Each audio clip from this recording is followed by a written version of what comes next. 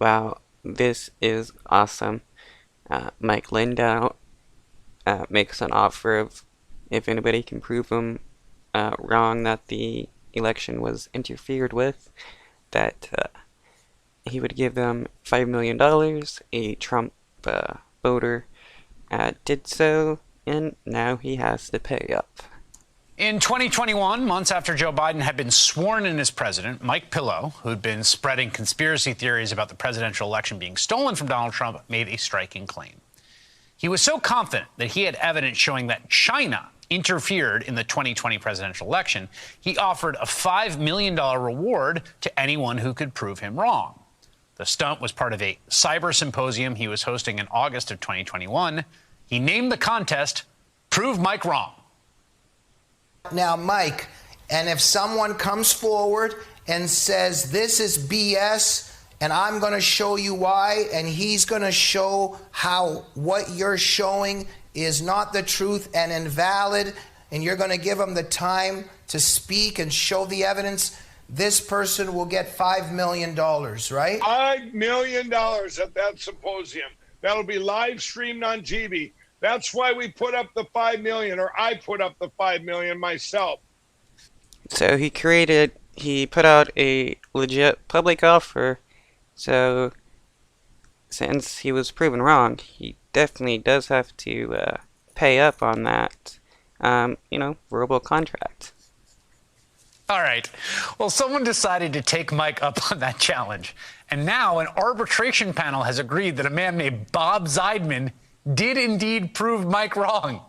The Washington Post writes, quote, the panel said Zeidman, a computer forensics expert and 63-year-old Trump voter from Nevada, was entitled to the $5 million payout. I think it's funny that he's a Trump voter, and he proved Mike Lindell wrong that Trump lost from election interference. Zeidman had examined Lindell's data and concluded not only did it not prove voter fraud, it also had no connection to the 2020 election. Lindell said in a text to the Post, they made a terribly wrong decision. This will be going to court. And Bob Zeidman, the winner of that contest, joins me now. It's good to have you on the program, Mr. Zeidman. Congratulations on the finding in your favor. Let's start with just how you found yourself entering the contest to begin with, how you heard about it and why you did it. Sure. So, Chris, thanks for having me. Yeah, I actually was getting a lot of pressure from friends because this is my field. I'm a forensic scientist and I testify in court. And they kept telling me, you need to go. Some of them said you might win $5 million.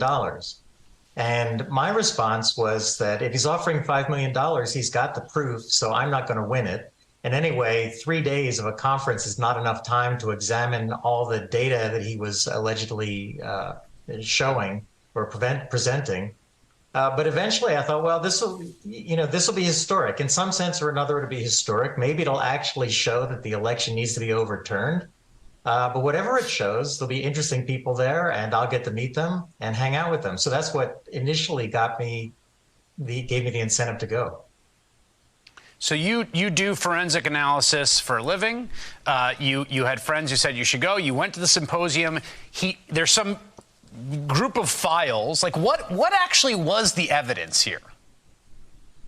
Well, what was presented was a number of files, and we were looking at them. And I can tell you, first of all, we were selected. Everyone who came was a Trump supporter, including me. Mm-hmm. Look, we can get into that. I have problems with Trump, and I don't plan to vote for him next time. But, they invited a lot of cyber experts who are Trump supporters, and everybody looked at this and said, this isn't what we expected. It's nothing about the election. Most of us didn't know what it was. But I started doing some simple transformations, and every time I did this transformation, I got something that I recognized. And eventually I found that most of the files were Word documents. One was a table of numbers that were basically meaningless. Another one was hundreds or thousands of pages where it looked like somebody had been randomly typing letters into a document. But then there was a transformation, several transformations done. So when it was handed to us, it looked like, some kind of sophisticated computer data. And so within a few hours, I slipped out of the room where everybody was looking over the data. I went back to the hotel to write up a report. And I called my wife and I talked to her quietly and I said, start thinking about what you want to do with $5 million. Wow. So what happened was somebody, either Mike Lindell or somebody he knew, created a bunch of phony documents, made it look kind of um, official or sophisticated. Like you say, there was a page of just random letters, so somebody was just typing a bunch of random stuff on the keyboard and formatting it to look good. And same with the numbers. It's like, and Mike Lindell is so dumb and deluded that he full-heartedly believed this information that he had, even though it was entirely phony. Because it was that evident to you that these files amounted to nothing that could remotely begin to show. I mean, these were from the internal files of voting machine. Like, what even was the putative nature of the evidence? Well, it wasn't clear. Lindell had promised PCAPs, which are captures of packet data on the internet. Now, there's also just a logical question. How could somebody capture every packet on the internet and keep a file? I mean, it's just, there's too much data. In the time we're speaking, there's probably more data than you could fit onto any hard drive in existence. But Lindell had it. He purchased it from someone who's not very reputable. And but what it turns out, it was in no recognizable format, and I was able to. Okay, so somebody created these documents knowing that Mike Lindell would probably buy it from him. That is pretty hilarious. Though that's the thing with the right-wing conspiracy theories.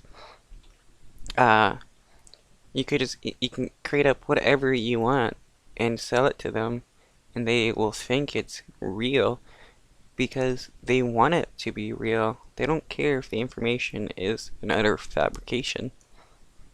Going to file by file, show that what the data actually was, and none of it was related to elections. Yeah, I want to just read from this piece from the Washington Post reporting that the files provided to Zeidman, you, and other experts were primarily text or PDF files. Zeidman testified that one was a flowchart purporting to show how elections generally work. Another, when unencrypted, was a list of internet IP addresses, and others were enormous files of what appeared to Zeidman to be random numbers and letters. Now, you write up the report, and then did you think you were going to, like, how did you think this was going to work? Was it like a novelty check? Was it going to be like a Price is Right kind of situation? Or do you think he would try to stiff you? What was your expectation? Well, so I registered a copyright. I filed my report with the U.S. Copyright Office because I figured, whether it's done on purpose or accidentally, the event was fairly disorganized. We didn't have an agenda. Most of the time it was Lindell speaking nonstop, where he'd invite people up but didn't give them a chance to speak.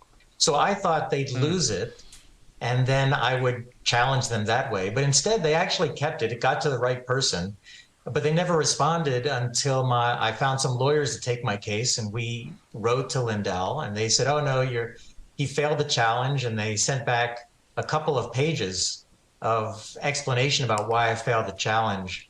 I don't want to go into detail now, but it's pretty ludicrous, and I'm right. Well, yeah, obviously. They weren't actually going to accept anybody's explanation that the election wasn't stolen, because all Mike Lindell wanted was somebody to reaffirm to him that the election was. Writing a book about it, but it didn't make any sense. So then we went to arbitration as required by the agreement that I signed, and the arbitrators didn't buy it. But I'll tell you, even through the arbitration, I've been through the system a lot. I think the American legal system is great. It's better than any other in the world. It allows David to take on Goliath, but it's not perfect. And I knew that there was a chance that somebody could say they don't like me, or there was a law that somebody finds that I didn't adhere to this law. And an arbitration is a little bit arbitrary, so they can even say things or make judgments that don't conform to the law. So I really didn't know up until yesterday whether I was going to win. I knew that I should have won. I knew that I met the challenge because that was easy. But whether I was going to be awarded the money by the arbitrators was a little up in the air. Well, you were. It looks like it might be the first chapter in a long book, one which you will be writing. Thank you. This is really a wild story, and thank you for sharing with us tonight, Bob. This is awesome. I bet Mike Lindell is so pissed that he has to pay this out because it shows that he was proven wrong about the election. He should be like charged with fraud for swindling people over fundraising about the election being stolen.